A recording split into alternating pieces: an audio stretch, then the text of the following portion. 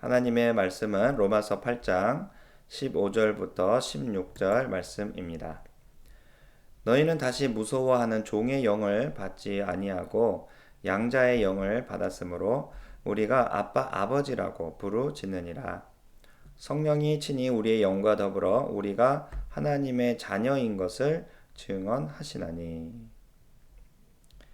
누군가의 말에 사람들을 복종시키려면 어떻게 해야 할까요? 그 방법 중에 하나는 극심한 두려움을 일으키는 것입니다. 누군가가 나의 안전과 나의 생명을 모조리 빼앗갈 수 있다는 그런 극심한 두려움을 일으킨다면 사람들은 그 두려운 존재 앞에서 쩔쩔매게 되는 것입니다. 가까운 예로 북한이 있을 것입니다. 북한은 언제나 수많은 사람들에게 총과 대포를 겨누고 있는 상태입니다. 그 나라 백성이라면 어느 누구도 예외가 되지 않습니다. 사람들을 겨누고 있는 이 총과 대포는 조금이라도 불복종의 낌새가 있다면 가차없이 그 방아쇠를 당겨버리는 것입니다. 이런 사건들이 반복적으로 일어난다면 사람들은 어떻게 될까요? 나도 언제든 팡 하고 그 총알이 내 심장을 뚫을지도 모른다는 그런 강한 불안과 공포를 느끼게 되는 것입니다. 만약 그 총이 24시간 나를 감시하고 있다는 것을 느낀다면 이 죽음의 공포에서 나를 지킬 수 있는 방법은 딱 하나밖에 없습니다. 복종하면 되는 것입니다. 그 나라를 다스리고 있는 지도자를 조금이라도 언짢게 하거나 조금이라도 짜증나게 하지 않도록 항상 조심하고 늘 복종하면 되는 것입니다. 그래서 눈밖에 나면 안 됩니다. 시키는 것만 하면 됩니다. 괜히 내가 더 참견하려고 했다가 언제라도 그 두려움의 대상의 심기를 건드릴 수가 있습니다. 아니, 이런 의욕적인 자세가 나오지도 않습니다. 죽지 않고 살아남는 나의 안전이 가장 최우선이기 때문에 그냥 더도 말고 덜도 말고 딱 그만큼만 하면 되는 것입니다. 이렇게 두려움은 자기 자신이 주인이 되어서 자유롭게 결정하는 이런 자율성을 다 빼앗아 버립니다. 주체성도 없습니다. 그냥 내 자신이 드러나지 않게 더 숨고만 싶고 더 피하고만 싶습니다. 왜냐하면 그 두려움의 대상 앞에서 그저 나의 안전과 내 생명을 지키는 것만이 가장 우선이기 때문입니다. 여러분, 만약 이 두려움을 일으키는 대상이 하나님이라면 어떨까요? 이 사람은 어떻게 신앙생활을 하겠습니까? 그저 나의 안전과 행복을 지키기에 급급할 것입니다. 더 이기적인 사람이 될 것입니다. 그래서 최대한 하나님의 심기를 건드리지 않기 위해 최소한만 할 것입니다. 더도 말고 덜도 말고 딱 거기까지만 할 것입니다. 왜냐하면 두려운 대상을 우리는 되도록이면 피하고 싶지 적극적으로 그 대상을 기쁘게 해드리고 싶지는 않기 때문입니다. 그래서 죄짓지 않는 범위가 어디까지인지 여기에 대단한 관심이 있습니다. 그래야 그 무서운 하나님이 굳이 내게 찾아와서 벌을 내리는 그 마지노선을 넘지 않기 때문입니다. 만약 이 선을 넘어버리면 순식간에 그분의 무서운 심판이 나를 덮쳐서 나의 모든 것을 다 빼앗아 갈 수 있기 때문에 최대한 그분의 심기를 건들지 않는 게 대단히 관심이 있는 것입니다. 가까운 예로 마태복음 25장에 나오는 한 달란트 비유, 한 달란트 받은 자가 바로 그랬습니다. 마태복음 25장 24절과 25절입니다. 한 달란트 받았던 자는 와서 이르되 주인이여 당신은 굳은 사람이라 심은 데서 거두고 해치지 않은 데서 모으는 줄을 내가 알았으므로 두려워하여 나가서 당신의 달란트를 땅에 감추어 두었었나이다. 보소서 당신의 것을 가지셨나이다. 한 달란트 받은 자는 자기가 섬기는 주인이 어떤 사람이라고 말합니까? 바로 굳은 사람이라고 말합니다. 어느 정도까지 굳은 사람입니까? 심지도 않았는데 거기서 열매를 요구할 정도로 아주 괴팍하고 포악한 주인이라는 것입니다.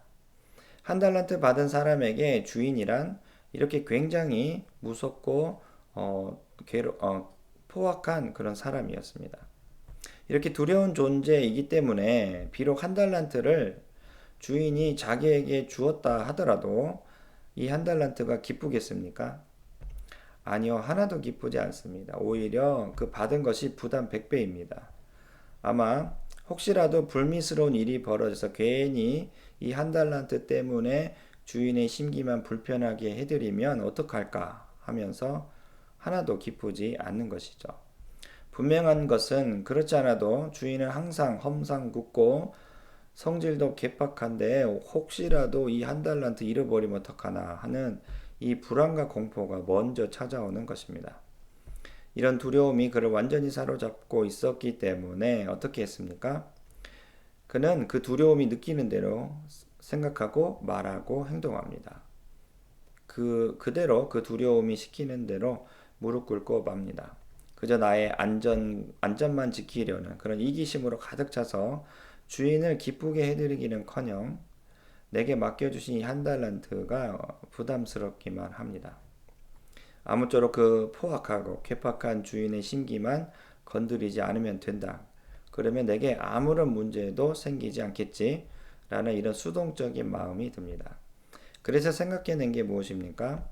주인이 올 때까지 그 한 달란트를 안전하게 땅에 묻어두었다가 그냥 그대로 되돌려 주는 것이었습니다. 만약 내가 믿는 하나님이 이런 하나님으로 다가온다면 나는 어떨까요? 나 역시 이런 식으로 하나님을 섬길 수밖에 없지 않을까요? 그 두려움을 돌파할 힘조차 없이 그냥 그 두려움이 시키는 대로 무릎 꿇을 수밖에 없는 것입니다. 계속 그 두려움의 지배를 받을 수밖에 없습니다. 그 두려움의 지배 아래서 그저 내 안전만 지키기에 급급하여서 더욱더 이기적인 내 자신으로 바꾸어지고 그리고 자기 자신만을 추구하며 하나님을 믿게 되는 것입니다. 이것은 꼭 노예를 다루는 괴팍한 주인과도 같습니다. 노예는 주인을 사랑하지 않습니다. 주인도 역시 노예를 존중하지는 않습니다. 혹시 나에게 하나님은 어떤 분인가요? 두려운 하나님이십니까? 금방이라도 노예와 같은 나에게 벌을 내릴 수 있는 괴팍하고 포악한 주인과도 같습니까? 그러나 오늘 본문 말씀에 뭐라고 말합니까? 우리는 예수 그리스도의 영, 즉 성령님을 받았다고 말씀합니다. 하나님의 아들 예수님의 영이 우리의 영과 하나가 되었으니 우리는 그 아들의 영을 가진 것입니다. 아들의 영을 가졌으니 어떻습니까? 우리는 하나님 자녀가 된 것입니다. 우리의 의지나 생각이 만든 그런 믿음이 아닙니다. 인간이 만든 믿음은 모래 위에 지은 집이기 때문에 금방 무너질 것입니다. 상황이나 환경에 따라서 바로 무너집니다. 하지만 실제로 양자의 영, 그 성령님이 내 안에 들어와 내 영과 연합되었다면 이것은 반석 위에 집은 집처럼 그 정체성이 흔들리지가 않습니다. 언제나 그 집은 굳건히 서 있습니다. 즉 나는 하나님의 자녀다 라는 이 정체성이 어떤 상황이 와도 바뀌어지지가 않는 것이죠. 어느 누구도 그 정체성을 흔들 수가 없습니다. 심지어 죽음마저도 이 정체성을 흔들 수가 없습니다. 왜 그럴까요? 인간의 의지나 신념이 아닌 영원하신 성령님이 내가 하나님 자녀라는 것을 보증하시기 때문입니다. 성령님께서 보증하시니까 이 보증이 얼마나 든든한지요. 얼마나 굳센지요. 정말 이 세상의 그 어떤 것도 나는 하나님의 자녀다라는 이 정체성을 흔들 수가 없는 것입니다. 이것은 마치 이것은 손바닥입니다 라는 것과 똑같습니다. 손바닥을 보고 손바닥이라고 말하지 발바닥이라고 말하지는 못하는 것입니다.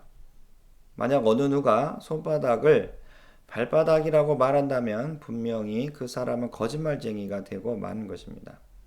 절대로 바꿀 수가 없습니다.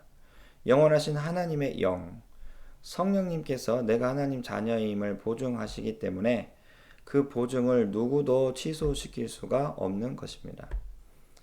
또한 실제로 하나님의 자녀답게 하나님 자녀는 능력도 가지고 있습니다. 즉 하나님의 자녀가 누리는 권세와 능력이 나타난다는 것입니다. 즉 하나님의 자녀에게 하나님은 진짜로 나의 아빠, 아버지가 된 것입니다. 하나님이 누구십니까? 온 만물의 주관자요, 역사의 주인이시기 때문에 그 자녀들은 실제로 능력과 권세를 누립니다. 모양만 가지고 있는 그런 종교인이 아니고 이름만 가지고 있는 어떤 문자나 글이 아니라 진짜로 그 이름에 걸맞는 능력과 권세를 가지고 있는 것입니다. 왜 그렇습니까? 그 위대하신 하나님이 실제로 나의 아버지가 되셨기 때문입니다. 간혹 우리는 누군가를 사칭하는 스팸 문자를 받기도 합니다. 실제로 KB국민은행에 관련된 직원도 아닌데 직원인 것처럼 웹 발신 핸드폰 문자를 쓰면서 귀하께서는 신용보증재단 정부 특례 보증 대출의 대상으로 선정되어서 아래와 같이 서류를 준비해 주신다면 처음 1년간 발생하는 은행 이자에 대해서는 정부가 보증하게 됩니다. 라는 이런 스팸 문자를 보내는 것이죠. 또 공무원을 사칭하는 스팸 문자도 많습니다. 특히 경찰청이나 법원에 연관된 직원인 것처럼 보이게 해가지고 당신의 은행 계좌에서 불법으로 빠져나간 돈에 대해서 조사할 게 있다면서 개인 정보를 달라는 그런 스팸 문자를 보내는 것입니다. 여러분, 정말로 그들은 그럴 만한 능력이 있습니까? 정말로 최초 발생한 1년 이자를 정부에서 내게 해줄 수가 있습니까? 아니면 불법으로 빠져나간 은행에 내 돈을 돌려주는 능력이 실제로 그들에게 있습니까? 아니요. 그들은 이름뿐이지 진짜 능력은 권세는 없습니다. 양자의 영과 더불어 하나 된 하나님의 자녀들도 마찬가지입니다. 하나님의 자녀라는 이름만 가지고 있는 게 아니라 실제로 그 이름에 걸맞는 능력도 가지고 있습니다. 예수님께서 뭐라고 말씀하셨습니까? 참 포도나무 대신 예수님께 붙어 있는 가지는 반드시 그 가지에 열매가 맺힌다고 말씀하십니다. 요한복음 16장 24절입니다. 지금까지는 내 이름으로 아무것도 구하지 아니하였으나 구하라. 그리하면 받으리니 너희 기쁨이 충만하리라. 하나님 자녀된 그 사람 자체에 무슨 능력이나 지혜가 있어서가 아니고 그 속에 거하시는 그리스도의 영, 성령님 때문에 그 사람에게서 능력이 나타난다라는 것입니다. 그래서 오늘 본문 로마서 8장 16절에 뭐라고 말씀합니까? 성령이 친히 우리 영과 더불어 우리가 하나님의 자녀인 것을 증언하시나니. 이게 바로 능력입니다. 바로 성령 하나님이 증언을 해주시기 때문에 우리가 하나님의 자녀인 것이 증명이 되는 것입니다. 내가 만든 믿음이나 신념은 이런 능력이 나타나지가 않습니다. 내 속에 계시는 성령 하나님이 증언을 해주시기 때문에 내가 하나님의 자녀라는 이 능력이 되는 것입니다. 나는 하나님의 자녀다. 이것을 부정할 수가 없습니다. 꽃에서는 꽃냄새가 나고 똥에서는 똥냄새가 나듯이 나는 하나님의 자녀다 라는 것을 부정할 수 없고 그 하나님의 자녀에게는 반드시 열매가 있습니다. 왜 그럴까요? 내가 만든 믿음이 아니고 내 안에 사시는 성령님께서 이것을 증언하시기 때문입니다. 그래서 진짜로 나의 아버지는 하나님이시고 그 아버지 되시는 하나님은 그 택하신 자녀들을 끝까지 책임지시면서 먹이시고 입히시고 기르시는 것입니다. 양자의 영, 즉 성령 하나님과 연합된 교회 되시는 여러분, 저를 한번 따라해 주시겠습니까? 나는 하나님의 자녀다. 이 고백은 여러분의 인생을 바꾸기에 충분합니다.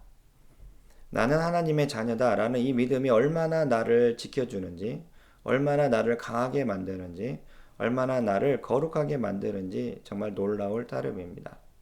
한 번 더 고백해 보실까요? 나는 하나님의 자녀다. 이 고백은 내가 한 고백이 아닙니다. 우리 안에 사시는 성령 하나님의 고백입니다. 방금 내 안에서 성령 하나님이 내 입술을 통해서 말하게 하신 것입니다. 내가 바로 하나님의 자녀라고요. 로마서 8장 16절을 한 번 더 읽어보겠습니다. 성령이 친히 우리 영과 더불어 우리가 하나님의 자녀인 것을 증언하시나니. 우리가 말하는 이 고백은 그냥 정보를 전달하는 문자가 아닙니다. 정말 능력 그 자체입니다. 여러분은 방금 성령 하나님의 말씀을 그대로 한 것입니다. 너는 하나님의 자녀야. 내가 그것을 보증한다. 하시는 그분의 말씀을 따라 내 입술이 사용된 것입니다. 내가 바로 하나님 자녀라는 이 믿음은 내 안에 계시는 하나님 때문에 나를 더 강하게 하고 더 거룩하게 하고 더 온전하게 할 것입니다. 또한 나는 하나님의 자녀다라는 이 믿음은 때를 따라 돕는 은혜를 얻기 위해서 담대히 하나님의 보좌 앞으로 나아가게 만들고 하나님의 영광을 위해서 살게 될 것입니다.